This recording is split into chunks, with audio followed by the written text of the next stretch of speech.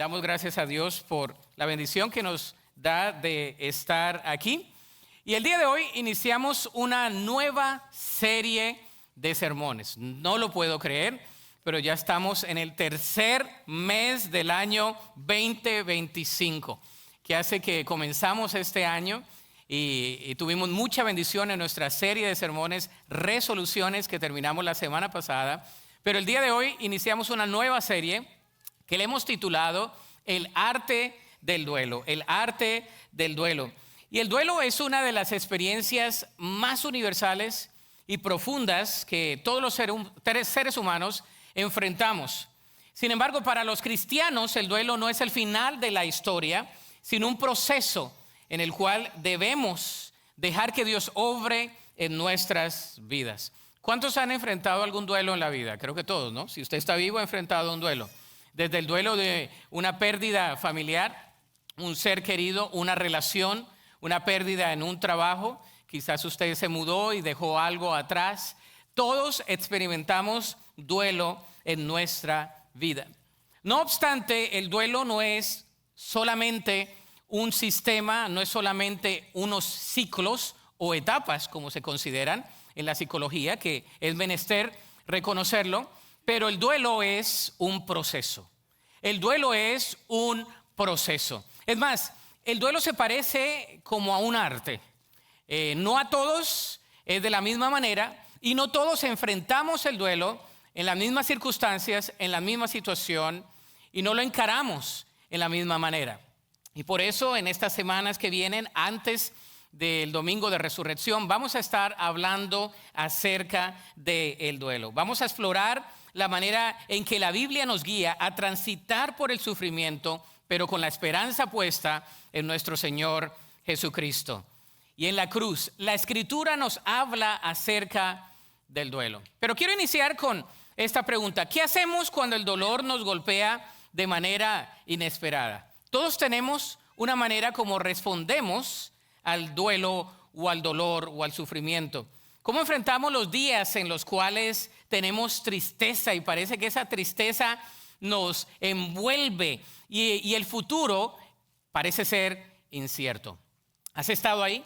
¿Has estado en los momentos donde el duelo te enfrenta de manera tal que sientes que no puedes seguir adelante, sientes que no puedes levantarte, sientes que todo es sobrio, que todo es difícil?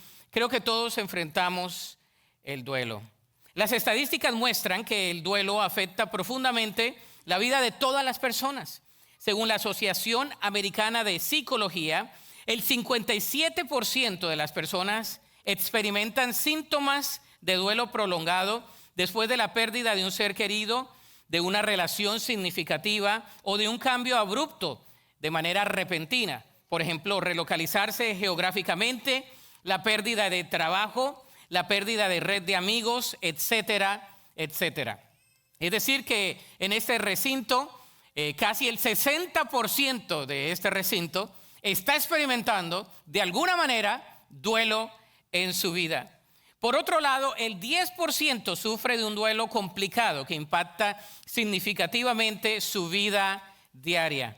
Además, estudios revelan que el duelo sin una red de apoyo adecuada puede aumentar el riesgo de ansiedad, depresión o incluso problemas físicos como presión arterial alta o también depresión o enfermedades cardiovasculares.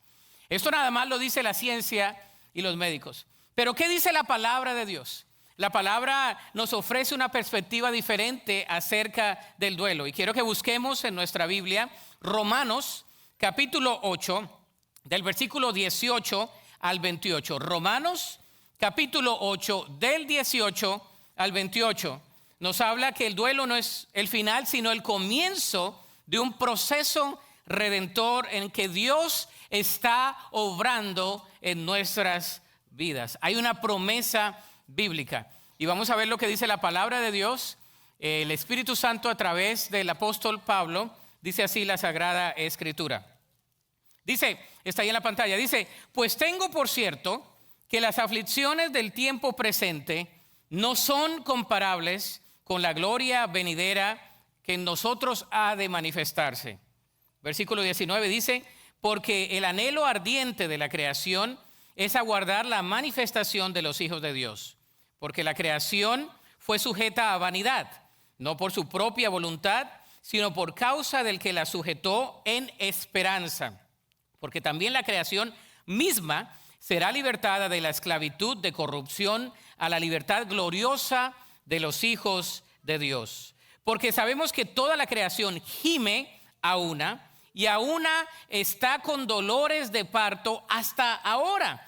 Y no solo ella, sino que también nosotros mismos, que tenemos las primicias del Espíritu, nosotros también gemimos dentro de nosotros mismos, esperando la adopción, la redención de nuestro cuerpo. Porque en esperanza fuimos salvos, pero la esperanza que se ve no es ¿qué? Esperanza, porque lo que alguno ve, ¿a qué hay que esperarlo? Dice la Escritura. Pero si esperamos lo que no vemos, con paciencia lo aguardamos. Y de igual manera, el Espíritu nos ayuda en nuestra debilidad, pues ¿qué hemos de pedir como conviene? No lo sabemos, pero el Espíritu mismo intercede por nosotros con gemidos indecibles. Mas el que escudriña los corazones sabe cuál es la intención del Espíritu, porque conforme a la voluntad de Dios intercede por los santos. El versículo 28, famosísimo, dice: y sabemos que a los que aman a Dios, todas las cosas les ayudan a bien, esto es, a los que conforme a su propósito son llamados. Que Dios bendiga su palabra. Amén. Recordemos que el contexto es muy importante. Pablo escribe esta carta a los romanos en un periodo fuerte de persecución y sufrimiento para una iglesia que estaba iniciando, la iglesia primitiva. El imperio romano, bajo el liderazgo de emperadores como Nerón, quien veía el cristianismo como una sospecha, herejía, y era hostil hacia los cristianos. Había persecución hacia los cristianos. Por lo tanto, en medio de esta adversidad, de la incertidumbre sobre el futuro, se encuentra una palabra de una realidad constante, y es la esperanza que tenemos en Cristo Jesús. Después de muchos años, la historia no ha cambiado. Hay incertidumbre, hay prueba, hay dificultad sobre el futuro, y viene una palabra a través del Espíritu Santo a traernos claridad en nuestra mente y en nuestro corazón acerca de la gloria venidera. Pablo le recuerda de las aflicciones del presente que no son comparables con la gloria venidera. Y por eso este pasaje revela que el sufrimiento no es algo carente de propósito. Al contrario, Dios usa el sufrimiento para que nosotros crezcamos a la plenitud de Cristo. Y la pregunta que vamos a responder el día de hoy, para los que están tomando notas allí, es la siguiente: ¿cómo podemos atravesar el duelo con la esperanza y la fortaleza que Dios nos ofrece? ¿Cómo podemos enfrentar el duelo, encararlo y atravesarlo con la esperanza y la fortaleza que Dios nos ofrece?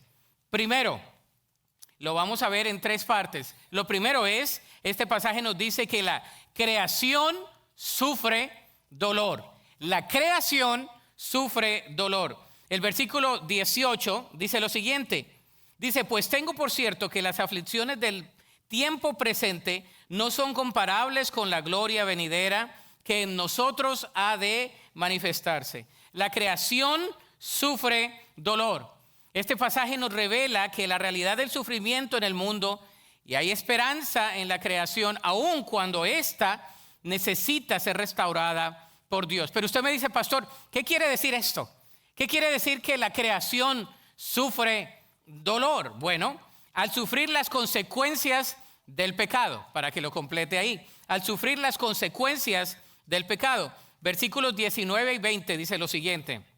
Dice: porque el anhelo ardiente de la creación es el aguardar la manifestación de los hijos de Dios. Porque la creación fue sujeta a vanidad, no por su propia voluntad, sino por causa del que la sujetó. ¿En qué? En esperanza. La creación sufre las consecuencias del pecado.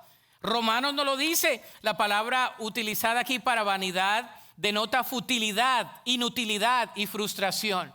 La creación misma tiene frustración. Usted dice: pero ¿por qué hay tantos terremotos? porque hay tantos tsunamis, porque hay tanta situación en la creación, porque Dios creó un mundo perfecto y por el pecado entró la muerte y el pecado afectó a toda la creación, a toda la creación. El apóstol Pablo nos dice que la creación fue sujeta a vanidad, no por su propia voluntad, sino por causa del que la sujetó en esperanza. Habla de Jesús. Significa que la naturaleza no cayó por su propia decisión, sino que como resultado del pecado en la humanidad, la creación también gime. Usted sabe que la creación gime, la creación llora, la creación espera el día en que haya una restauración de todo. El Señor no creó todo como está y la gente dice, uy, pero Dios es tan malo que mire esos tsunamis, que mire cómo hay terremotos, que mire cómo hay eso. ¿Cuántos han escuchado eso? Y le echamos la culpa a Dios de todo. Pues la palabra de Dios dice en el libro de Génesis que la tierra fue maldita, que el pecado entró y por el pecado entró la muerte. Es decir, que Dios no creó a una creación, valga la redundancia, en muerte. Dios creó vida. Y la creación gime el día en que no haya esa descomposición, de que no hayan esos cambios climáticos abruptos, de que no haya muerte, de que no hayan enfermedades. Las consecuencias del pecado afectaron la creación. La creación ha sido afectada por el pecado. No obstante, nosotros tenemos esperanza. Dice la palabra de Dios que estamos en esperanza. La creación misma anhela ser liberada del ciclo de corrupción en el que se encuentra atrapada por participar en el día en que Dios restaure la creación. La creación gime el día en que tengamos cielos nuevos y tierra nueva. ¿Sabía usted eso? Qué bendición es eso. Al esperar entonces la restauración. Desde la caída del hombre, en Génesis capítulo 3, la naturaleza fue afectada y por eso esperamos la restauración en Cristo. La creación gime, la creación se duele, sufre dolor, pero espera la restauración en Cristo. La palabra para completar ahí es restauración en Cristo. Fíjese lo que dice el versículo 21. Dice, porque también la creación misma será ¿qué?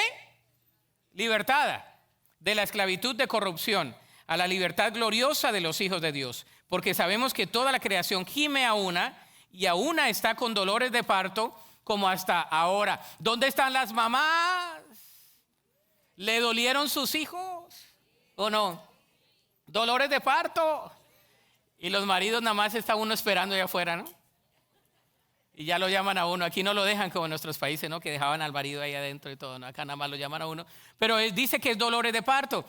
Hay algo especial en esa analogía, porque hay un dolor de parto, pero cuando la mamá ve a ese bebé, se le pasa el dolor y comienza a amamantar.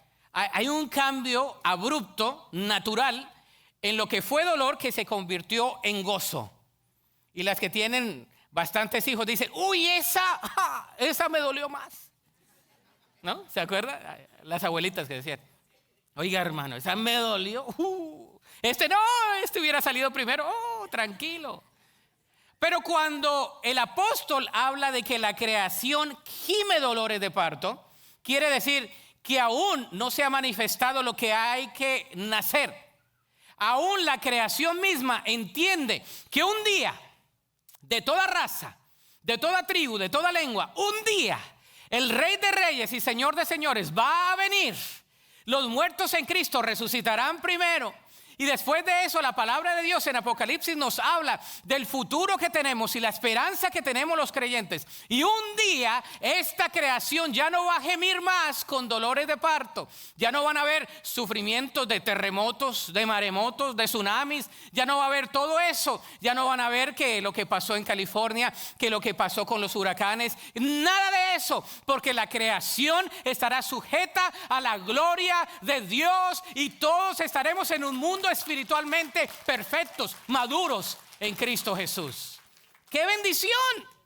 La creación gime. No sé si le gusta a usted. ¿A cuánto les gustan las tormentas? Ver las tormentas, ¿no? Uno que otro, ¿verdad? Yo tenía un amigo que le fascinaban las tormentas, que seguía las tormentas. Uno de los pastores en la iglesia donde yo trabajaba. Cuando habían las tormentas, él salía con la cámara a tomar fotos de los rayos. No lo partió un rayo todavía, pero le, le gusta la tormenta, ¿no? Los truenos. ¿A cuánto le gustan los truenos? Si le gusta, gloria a Dios, pero a mí no tanto. Los truenos así fuerte. La creación gime. Gime el día de la redención. Y muchos de los creyentes ni sabemos eso, pero la Escritura lo dice. La creación sufre. Los animales sufren. Las plantas mueren. Las rosas se marchitan. Salmo 90 dice que la vida es como la rosa, como la flor que crece en el campo, que es bonita, que se marchita y muere. Por más bonita que sean las rosas, y si son colombianas, mucho mejores. Amén. Amén, dijo un colombiano aquí al frente, gloria a Dios. Ahí la promoción. Ahora, aquí se las venden a uno como 4 veces más, ¿no? Pero bueno, eso es otra cosa. Pero aún la rosa, usted le lleva la rosa a su esposa, a su novia, lo que sea, o usted mismo se la compra si le gusta en la casa. Se vale regalarse rosas a sí mismo, ¿sí o no? O flores. Usted se puede tratar, usted vaya allí a alguna de las tiendas, pero por más linda que sea la rosa, se va a marchitar. La creación misma sufre dolor. Ahora, el apóstol usa la imagen de dolores de parto para describir la condición de la creación, pero también la esperanza que tenemos en ¿quién? En Cristo Jesús. Hay corrupción. Segundo, vamos a ver lo segundo. El creyente sufre dolor. Ahora sí, yo sufro dolor también. Hay hermanos que son puro sufrimiento. ¿No? ¿Ha conocido usted, hermano, el hermano sufrimiento? ¿Cómo está, hermano? Uy, hoy me duele la reumas, hermano. El hermano, hermano, ¿cómo está? Hoy me duele esto. No, habla de que nosotros sufrimos, tanto física, emocional y espiritualmente. El creyente sufre dolor. Comenzamos con la creación, pero también vamos con el creyente. ¿Cómo es que el creyente sufre dolor? El apóstol Pablo nos enseña que los creyentes vivimos en una tensión entre lo que ya hemos recibido y lo que aún esperamos. El creyente vive en una tensión. Vivimos en lo que ya hemos recibido en Cristo y lo que aún esperamos. Es la fe, la certeza de lo que se espera, la convicción de lo que no se ve. Es decir, yo aún no lo veo, pero espero. Y en la espera duele, me duelo en la espera. ¿Amén o no? El creyente sufre dolor. Diga yo. Y si no es creyente, lo solucionamos al final. Acepta a Cristo. ¿Cómo es que el creyente sufre dolor? Bueno, aquí dice la narrativa bíblica. Al sufrir las limitaciones de este mundo caído. Al sufrir las limitaciones de este mundo caído.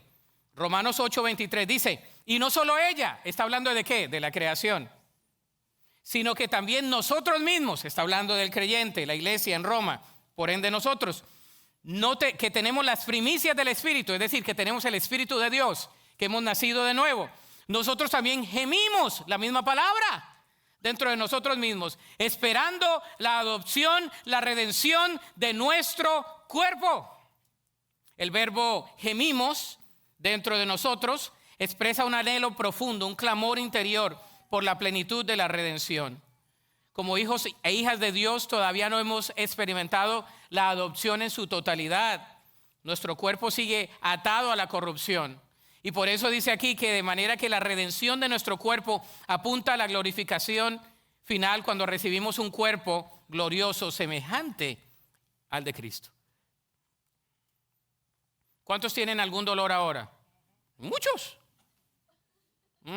Dijo un hermano, amén. Aleluya. No, todos.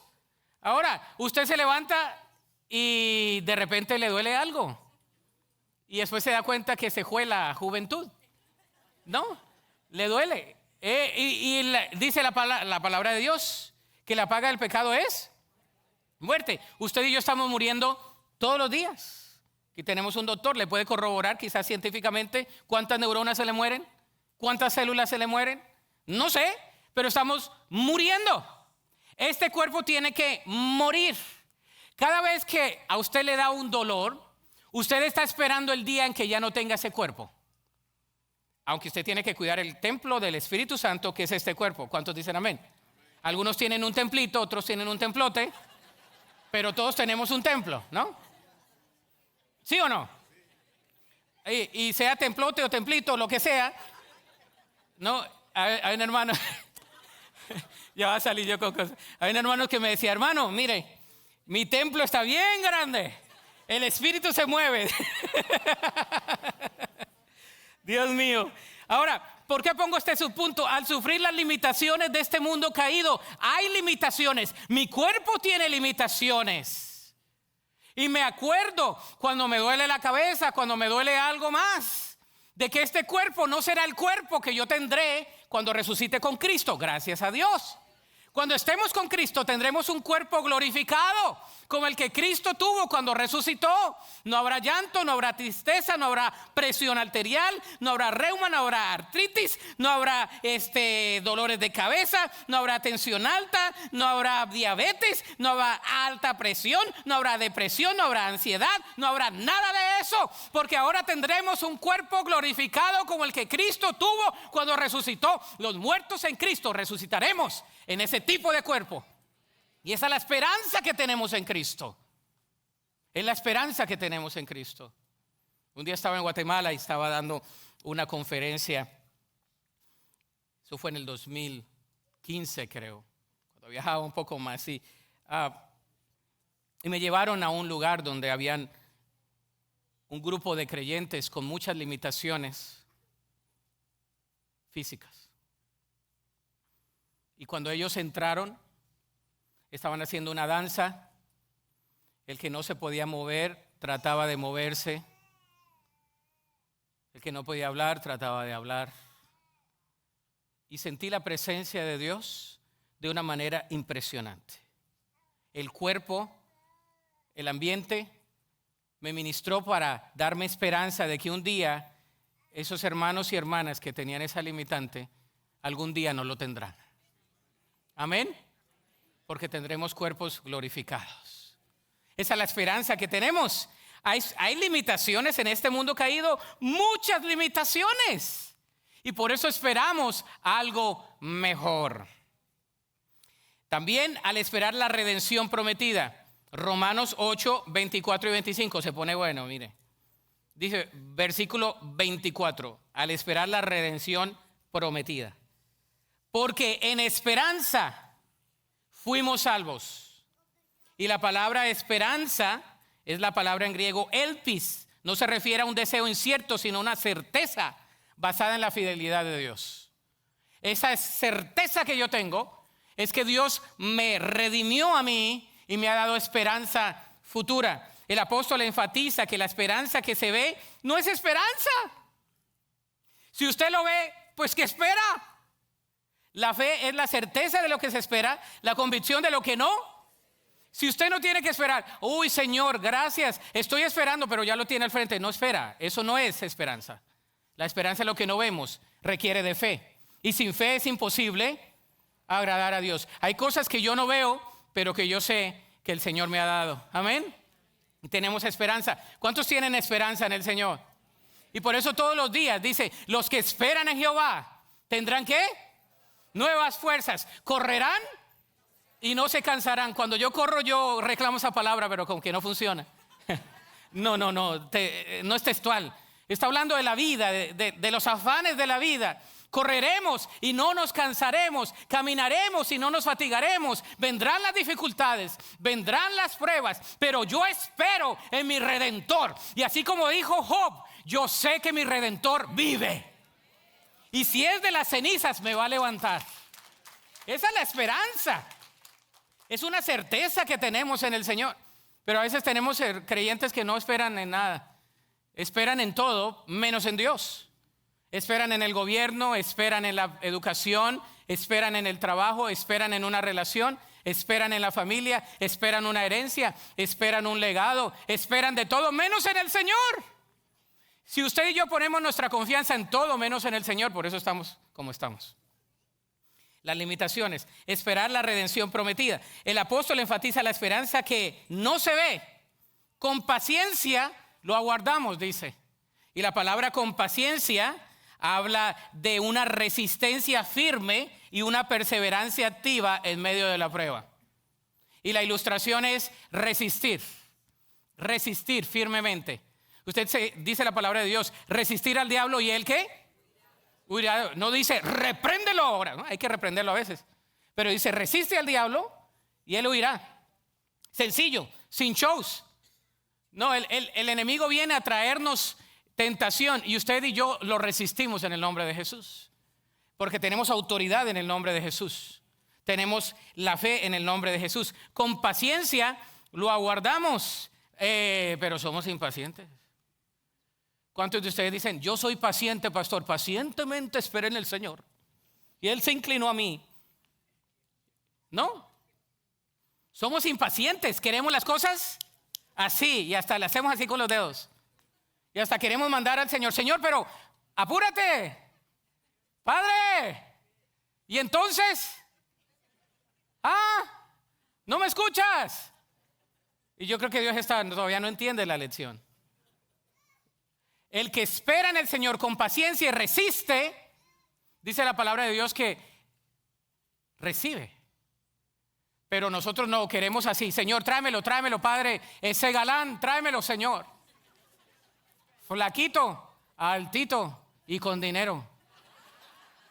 Ahora mismo, Padre. Muéstramelo. No, el Señor no es así. No.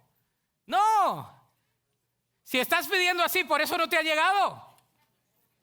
Quizás no quiere Dios que te cases con ese galán. Quizás el galán es más anchito. No. Quizás es narizón. Pero ama a Cristo. ¿Sí o no? Pero usted no lo ve. Porque este cuerpo se va a desvanecer. Está como el esposo, que la esposa le dice, ay, ¿me amas como me amabas hace 50 años? Cuando no era gordita. Y el esposo le dice, claro que te amo. Porque siempre has estado gordita. Pero ahí va para los esposos, ahí va. El esposo que le dice, porque el esposo nunca anda preguntando, ¿me amas o no me amas? Los hombres no somos así, ay, dime, no. Hay uno que otro, ¿no? Que es bien needy, ¿no? Pero casi el marido no, el marido con que le digan hay una que otra. Pero dice, mija, después de los 40 años, ¿me amas? Y la esposa se voltea y le dice, ¿te duele algo? Porque nunca se lo había dicho, ¿no? Cierro paréntesis. Esos son parte de los gemidos, ¿no? Gemimos, nunca estaremos completos. Tercero, el Espíritu conoce nuestro dolor. Primer punto, la creación sufre. Segundo punto, nosotros sufrimos. Tercero, el Espíritu conoce nuestro dolor. Vamos aterrizando esto. Versículo 27 dice, mas el que escudriña los corazones sabe cuál es la intención del Espíritu, porque conforme a la voluntad de Dios intercede por los santos. Tremenda esta verdad. Después de hablarnos sobre el gemido de la creación y sobre el gemido de los creyentes, Pablo nos lleva a una realidad aún más profunda. Dios mismo, a través del Espíritu Santo, gime con nosotros en medio de nuestro sufrimiento. El Espíritu Santo. Y fíjese lo que dice, el Espíritu intercede en nuestra debilidad. Versículo 26, el subpunto que viene ahí. El Espíritu que dice ahí, intercede en nuestra debilidad. Versículo 26, aquí va, esto es una verdad reveladora. Yo lo había leído múltiples ocasiones, pero no con este contexto del duelo. Y de igual manera, el Espíritu nos ayuda en nuestra debilidad. Pues, ¿qué hemos de pedir como conviene? No lo sabemos. Pero el Espíritu mismo intercede por nosotros con gemidos indecibles. El apóstol nos dice que el Espíritu nos ayuda en nuestra debilidad. Eso lo sabemos. La palabra griega ayuda nos habla de tomar junto con, es decir, lleva nuestras cargas. Pero la expresión con gemidos indecibles ha sido debatida teológicamente. Pero en su contexto significa que el Espíritu intercede por nosotros a un nivel profundo y celestial, más allá de lo que las palabras puedan expresar. Por eso en nuestras temporadas de duelo, cuando no sabemos cómo orar o qué pedir, el Espíritu Santo traduce nuestras lágrimas en intercesión al Padre. Eso es lo que quiere decir.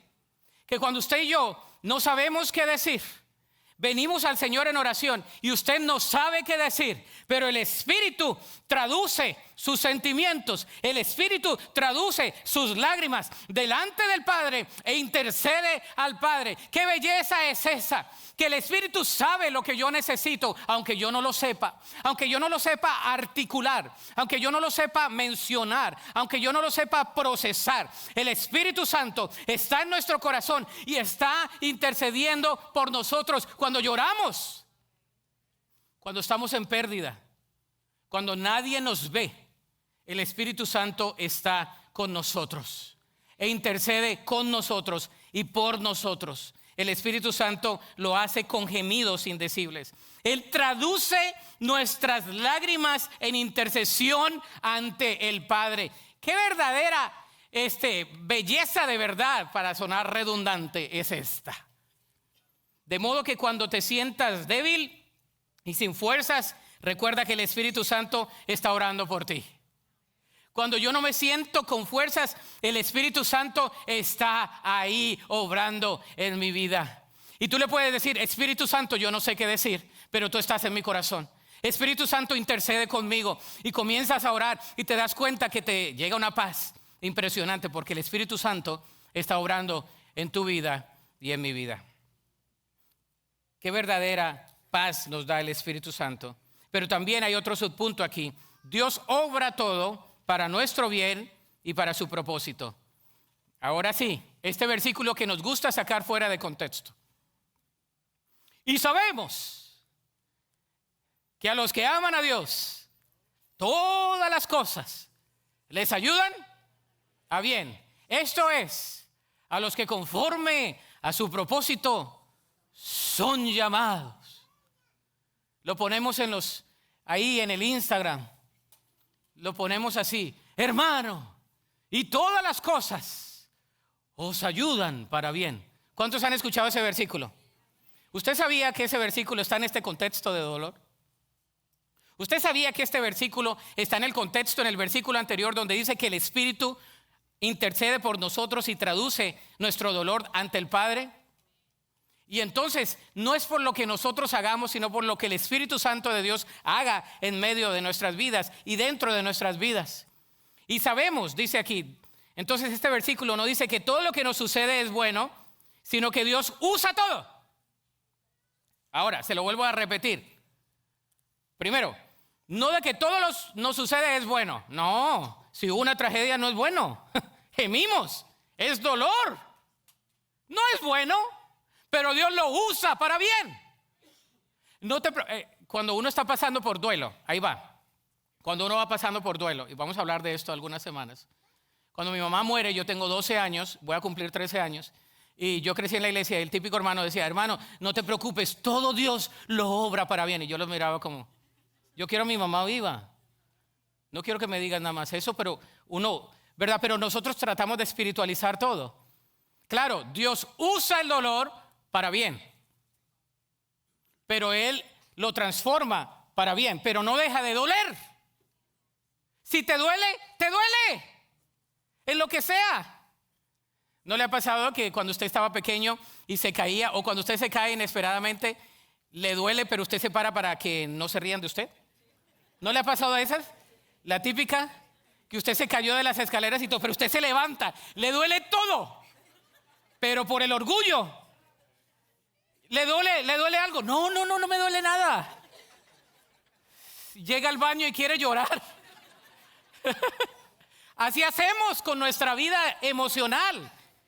A mí me gusta ilustrar las cosas porque la verdad se ilustra mejor.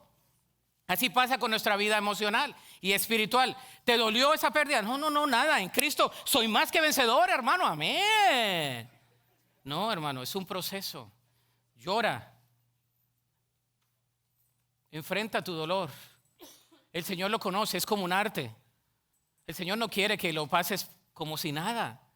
El Señor entiende tu dolor. Dice la palabra de Dios que no tenemos un sacerdote que no se pueda compadecer, sino uno que fue tentado en todo, pero sin pecado.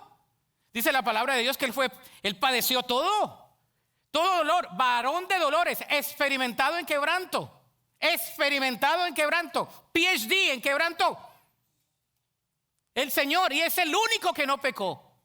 Él conoce nuestro dolor, así que debemos pasar por nuestro dolor. No omitirlo, no obviarlo, no dejarlo para mañana, porque ahí se va a quedar y se va a incrementar y va a obstaculizar tu vida. Es un arte. Dios tiene un propósito. La palabra clave en este versículo es propósito. Dice, y sabemos que los que aman ¿a quién? Léalo conmigo, versículo 28. Y sabemos que los que aman ¿a quién? A Dios, todas las cosas les ayudan a bien. Dios las usa para bien. Esto es a lo que es conforme a su propósito son llamados. ¿Sabe que en la narrativa la palabra clave es propósito? Es decir, ¿qué propósito tiene Dios con este dolor en mi vida? ¿Qué propósito tiene Dios con esta circunstancia en mi vida?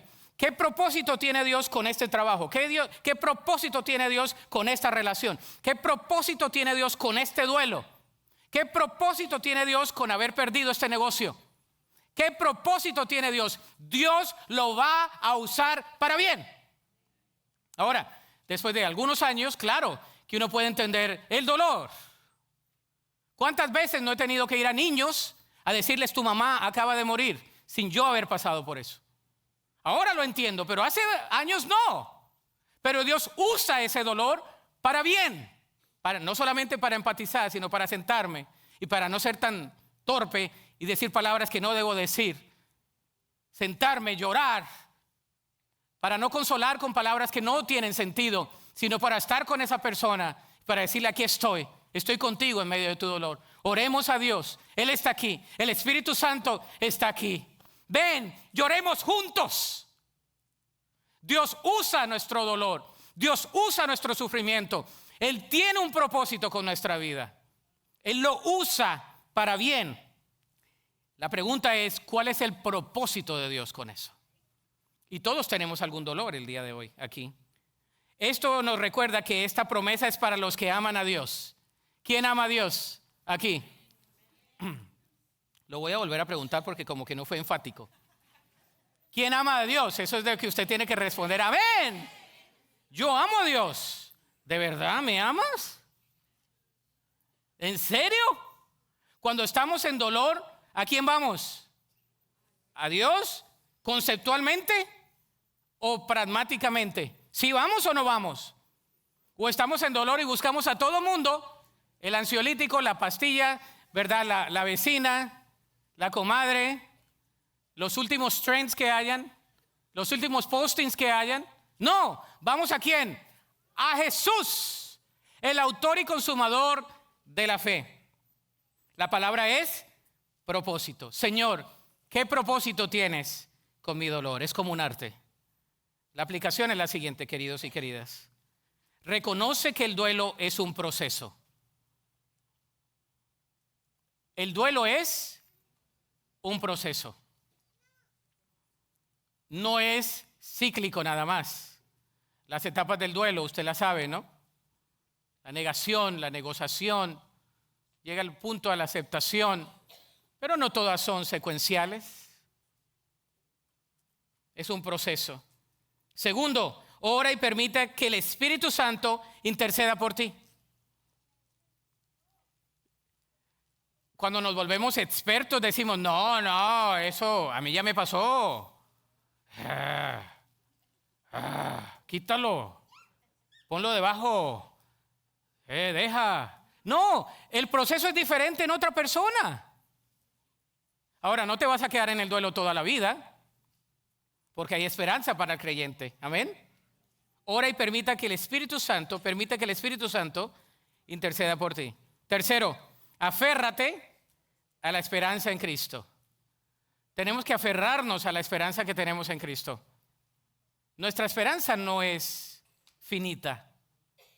Si nuestra esperanza fuera en lo que nuestros ojos pueden ver, entonces no tuviéramos esperanza porque no tuviéramos nada en lo cual esperar. Un simple análisis de raciocinio nos ayuda a llegar a esa conclusión filosófica. pero esperamos ¿en quién? En Dios. Cuarto, apoya a otros en su proceso de duelo. Sea un canal de esperanza y consuelo para quienes atraviesan tiempos difíciles. El día de hoy entendimos que la creación gime, el creyente gime,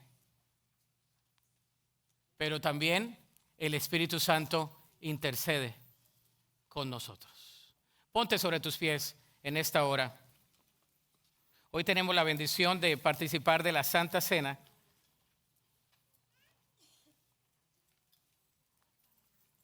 Y déjame decirte que el duelo es temporal, pero la gloria venidera es eterna.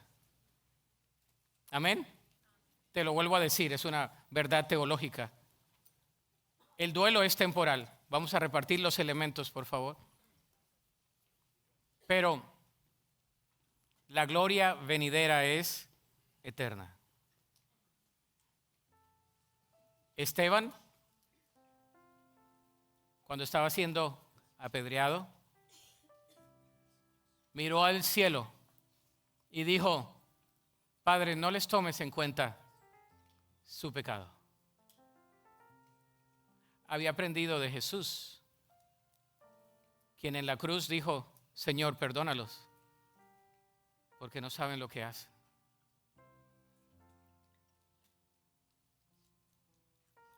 Hoy venimos delante de Dios con nuestro corazón sincero.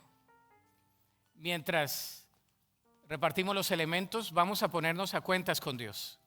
Pero lo primero que vamos a hacer es una invitación. Si tú no conoces a Jesús, te invito a que conozcas a Jesús.